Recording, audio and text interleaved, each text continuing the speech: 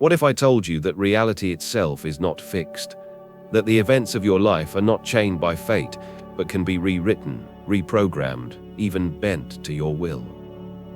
And what if the knowledge to do so has always existed, carefully hidden in what many called a forbidden book? A text so dangerous that it was whispered about in secret circles, condemned by authorities, and buried beneath layers of fear. Most people live inside a prison of appearances, convinced that the physical world is immovable. Yet there are those who learned otherwise, that behind every visible form is energy, and behind every outcome is cause. To control energy is to control life. To master the unseen is to manifest the seen. This is not just philosophy, it is a method, a discipline, a power that human beings once practiced but were forced to forget. And today, we open the door to this forgotten wisdom. Across the world, across centuries, across civilizations that never spoke the same language yet somehow touched the same truth, there is one teaching that refuses to die.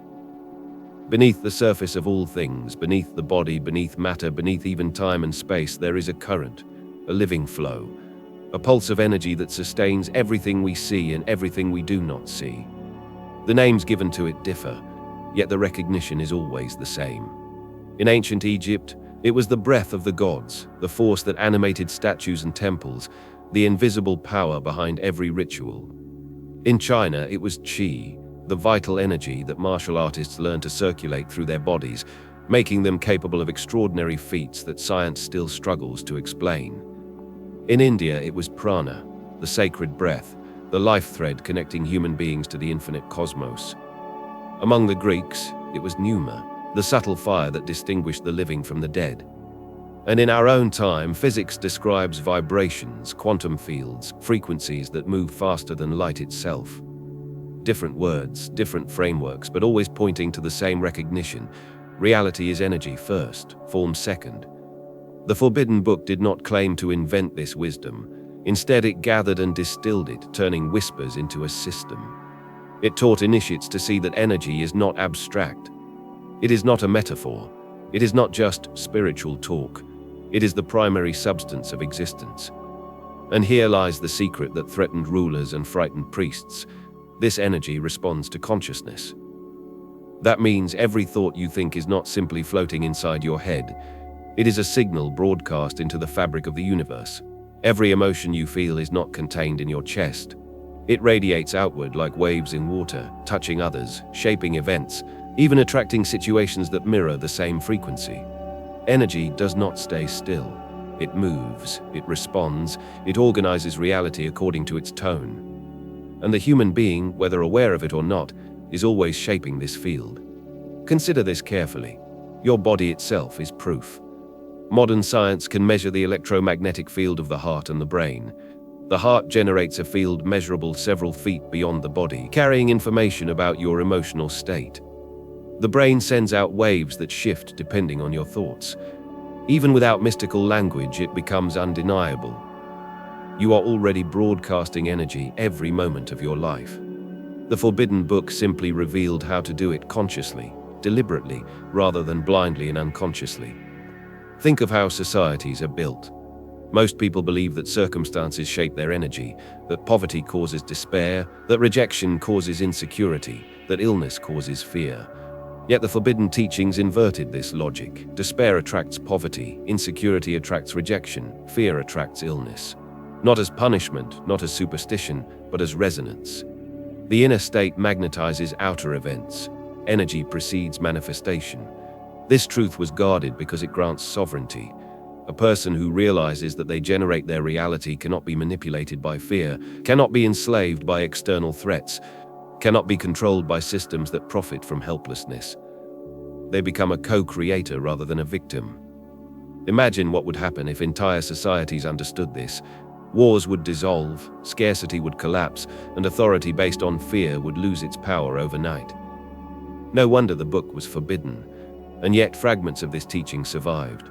You can see them hidden in plain sight. In religions that speak of prayer not as begging, but as aligning with the divine. In spiritual practices that use mantra, meditation, or visualization, all techniques of directing consciousness into energy. In modern science, when it begins to admit that the observer changes the experiment, that intention alters outcome, that reality itself seems to respond to awareness. The pieces are scattered, but when put together, the picture becomes clear. Energy is the hidden current of existence, and consciousness is the hand that steers it.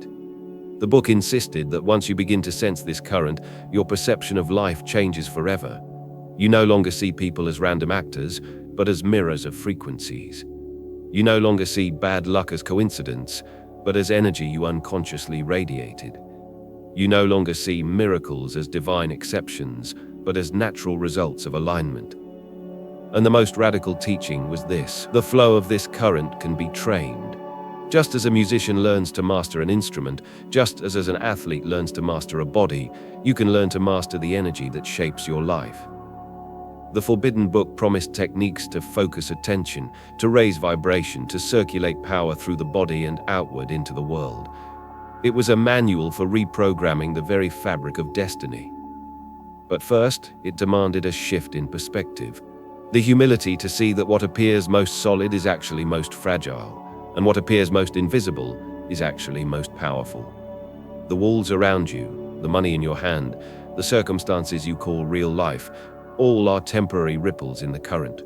What endures is the flow beneath them. This realization is not comfortable. It disrupts identity, it shakes the ground of certainty, it challenges everything society trains you to believe. And yet, once you glimpse it, you cannot return to ignorance. For to see the hidden current of existence is to glimpse the true architecture of reality itself. The Forbidden Book carried within it a secret that few expected and even fewer could accept. Reality is not mastered by force. The human instinct is to grip tighter, to push harder, to impose willpower on life as if the world were clay in the hands of a sculptor. But the deeper truth is that the harder you try to control reality from the outside, the more it resists. This was the paradox the book revealed, the paradox of control. We are trained from birth to equate power with domination. We are told that success comes from fighting, conquering, overcoming. Parents reward obedience, schools reward compliance, governments reward conformity.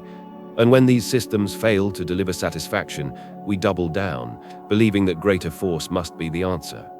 Yet again and again, life demonstrates a strange law. Those who grasp with desperation often lose, while those who flow with calm conviction seem to attract without effort. Why? Because energy responds not to demand, but to resonance. The Forbidden Teachings explained it like this: to command reality, you must first become the reality you wish to command. This was the radical inversion of everything society teaches. If you desire wealth, you cannot radiate scarcity. If you long for love, you cannot project fear. If you seek freedom, you cannot vibrate with insecurity. The universe does not deliver what you order like a servant. It reflects what you are, like a mirror. Here lies the hidden key. Reality bends not to what you say, but to what you embody. You cannot trick the current with empty affirmations if your energy remains soaked in doubt. You cannot deceive the field by repeating words you do not feel. Energy responds to vibration, not to performance. And this is why the Forbidden Book was feared. It taught that rituals and outer appearances are secondary. The true temple is within, and the true ritual is resonance. This paradox unsettles the mind because it dismantles ego. The ego craves control, commands, orders. It wants guarantees, it wants immediate proof. But the current of existence does not bow to ego. It bows only to alignment. That is why those who cling desperately often repel what they seek, while those who release and embody effortlessly draw it near. Think of a river. You cannot seize it with your hands. You cannot command its flow by shouting orders. But if you step into its stream, if you adjust your body to its rhythm, the river itself carries you. The energy of existence works the same way. It cannot be enslaved by control, but it can be guided through harmony. The Forbidden Book warned of a trap. People who misunderstood this paradox often turned to manipulation, trying to control others, bending them with hidden force, using energy to impose their will. Such paths always collapse because manipulation vibrates with fear and scarcity, and thus attracts their consequences. True mastery never seeks to dominate another, only to align oneself. For when you are aligned, external circumstances adjust automatically, like iron filings arranging themselves around a magnet. Consider relationships as an example. Try to control someone you love and they will resist, withdraw, or grow resentful. But when you radiate trust, freedom, and wholeness, the relationship often deepens without effort. Or think of abundance. Chase money with desperation and it seems to run further from you. But when you embody the energy of sufficiency, when you act as though you already dwell in a state of provision, opportunities arrive as if summoned. This is not superstition. It is resonance. And so the paradox is this. You gain control by surrendering the illusion of control. You manifest by embodying rather than by demanding. You create change not by fighting reality, but by shifting the energy from which reality is generated.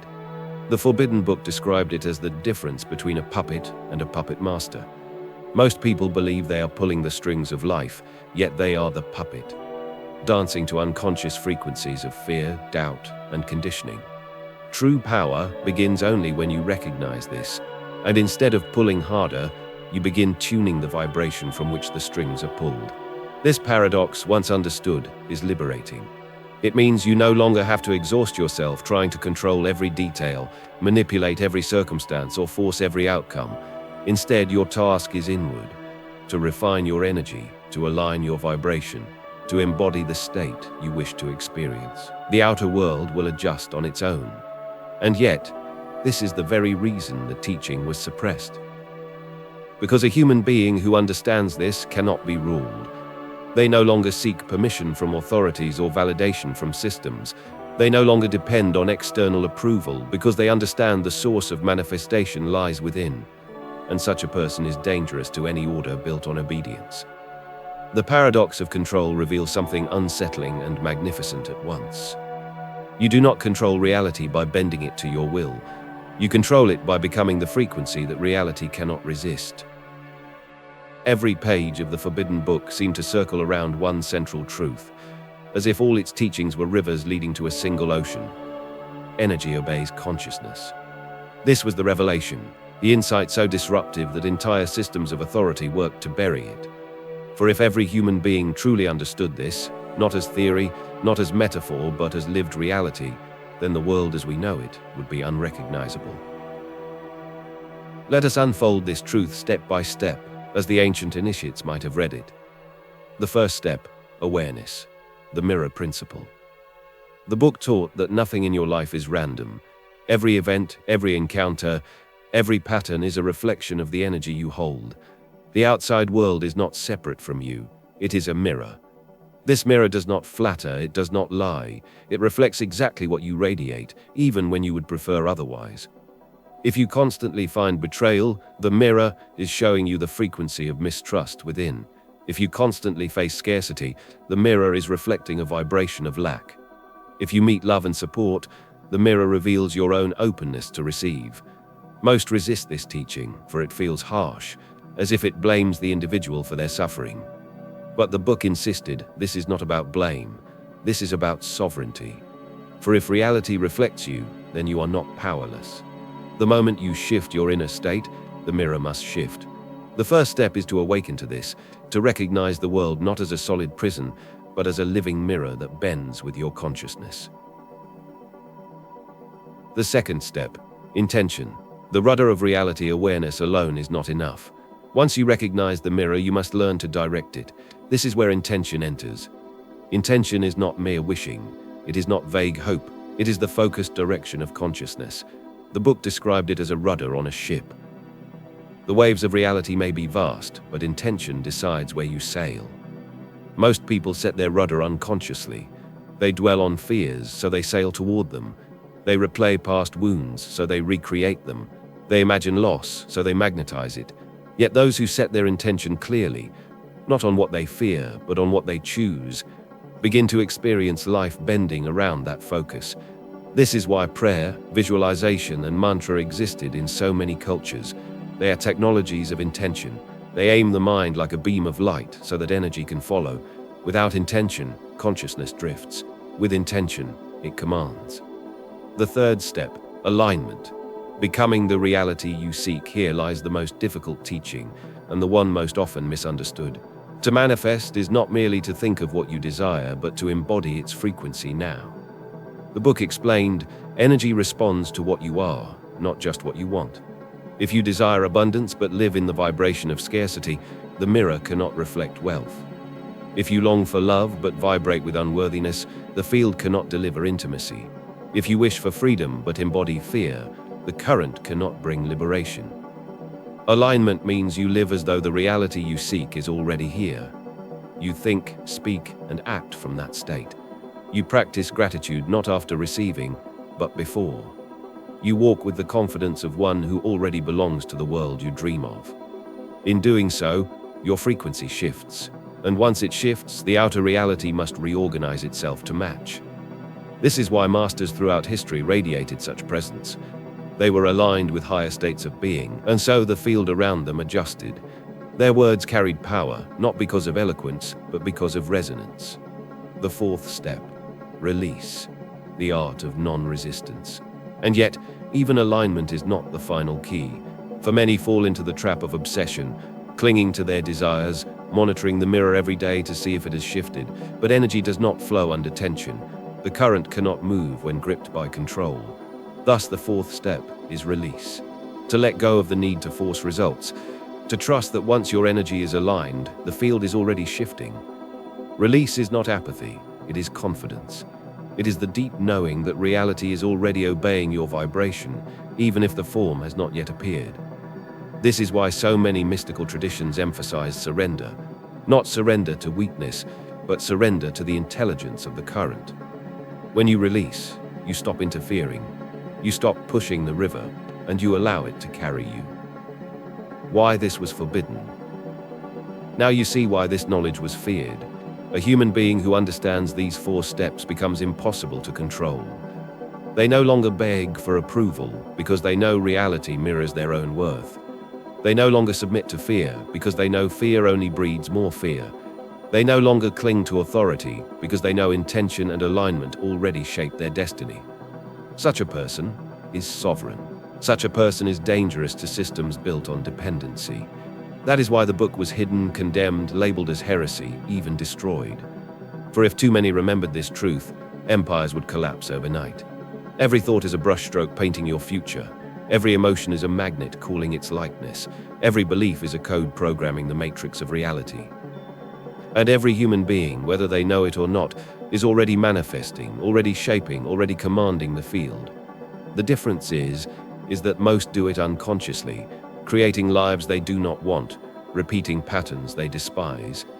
The forbidden book was the wake-up call, to stop creating blindly and to begin creating deliberately. This was the essence, the ultimate secret, the flame of wisdom that could not be extinguished. You are not at the mercy of reality. Reality is at the mercy of you. It is one thing to speak of hidden energy currents, cosmic laws, and forbidden books. It is another thing to turn inward and look at the evidence written into the most ordinary details of your life. For the forbidden book made it clear, if you want to test whether these teachings are true, you need only examine the mirror of your own existence. Take a moment to look honestly at your world, your relationships, your career, your finances, your health, your sense of purpose. Each of these areas is not just a circumstance you happen to fall into. They are mirrors reflecting the invisible energy you carry within. Think about the relationships you attract. Are they filled with trust, support, and love? Or do they repeat cycles of betrayal, abandonment, or conflict? The mirror does not lie. If your energy vibrates with fear of rejection, you may unconsciously pull toward you those who reject. If you secretly believe you are unworthy of love, you may magnetize those who confirm it. And when you shift that inner pattern, when you begin to embody self-worth, openness, and genuine love, the mirror inevitably shifts and different people appear. Consider your work and your finances. If money feels scarce, always slipping through your fingers, ask yourself, what is the vibration you hold toward abundance? Do you carry fear, resentment, or guilt around wealth? Do you believe you must sacrifice yourself endlessly to deserve it? The mirror reflects this belief. That is why opportunities seem closed, why progress feels uphill. But when you change your inner energy, when you carry gratitude for even the smallest resources, when you radiate the energy of sufficiency instead of desperation, doors that once seemed locked begin to open. Look also at your body. The Forbidden Book taught that even health is not random. Illness is not only physical, it is also energetic.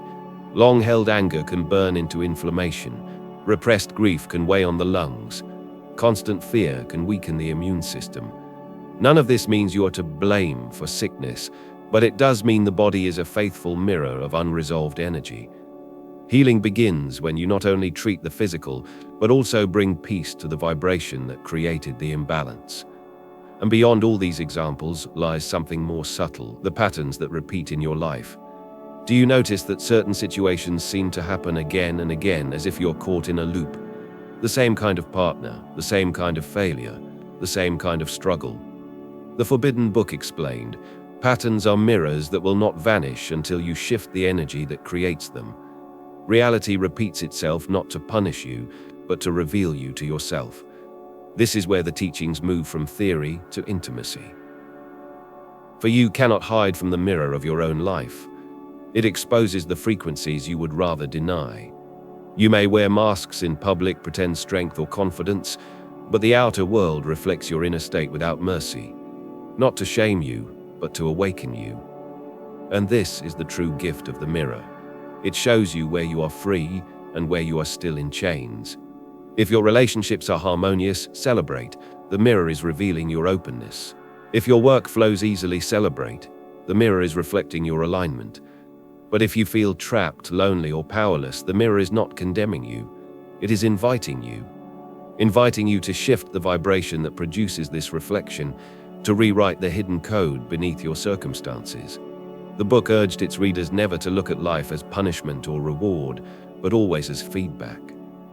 Reality is feedback from the energy you hold, and feedback, no matter how painful, is a gift, for it means you are not doomed to fate. You are being shown, every day, the very frequencies that you can choose to transform. Imagine what this means. Your life, right now, is a classroom. Every frustration is a teacher. Every obstacle is a pointer. Every repeated failure is a message that says, look deeper. There is something within you that longs to change. Once you begin to live this way, the mirror of life no longer terrifies you. Even challenges are welcomed, because you understand they are not signs of failure, but invitations to rise. Every external circumstance becomes a conversation with yourself, an intimate dialogue between your energy and the universe. The Forbidden Book was blunt about this. People who ignore the mirror remain trapped in repetition, blaming fate, blaming others, blaming luck. People who awaken to the mirror gain freedom because they stop fighting appearances and begin working at the level of cause. They no longer waste energy trying to rearrange the reflection. They change the source, their vibration, and the reflection changes on its own. And so I ask you, what does the mirror of your life show you right now? Not as judgment, but as information. What is it reflecting back to you about the energy you carry? This is not a question to answer lightly.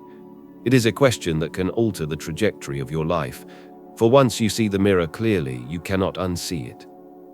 And once you know that it reflects energy, you cannot go back to blaming fate.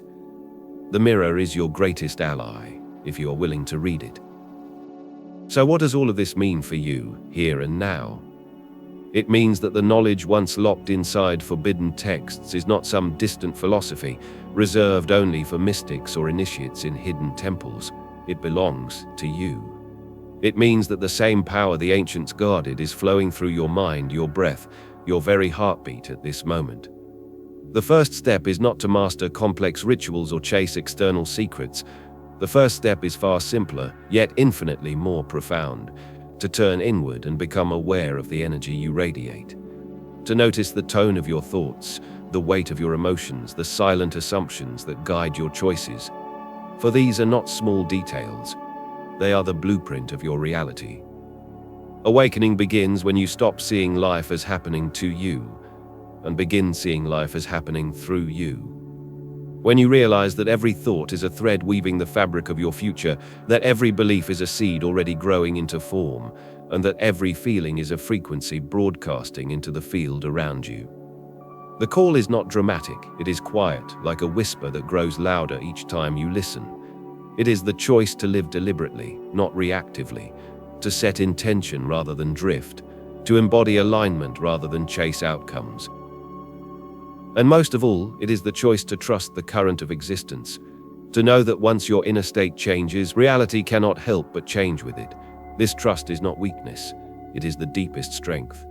For when you awaken, you no longer beg reality to shift. You stand in the awareness that it already is. The forbidden book is no longer outside of you. It is etched into your consciousness. To awaken is simply to begin reading the pages that were always there, waiting. We began with a question: can reality be controlled? The answer is yes, but not in the way you imagined. Reality is not controlled by force, but by frequency. Not by domination, but by resonance. You are not separate from the universe. You are the universe, localized as a human being, temporarily forgetting its power. To remember is dangerous to systems of control, but liberating to the soul. And so the forbidden book was never truly forbidden. It was simply disguised within you, waiting for the moment when you are ready to read it. Because the ultimate secret is this: you don't just live in reality, you generate it.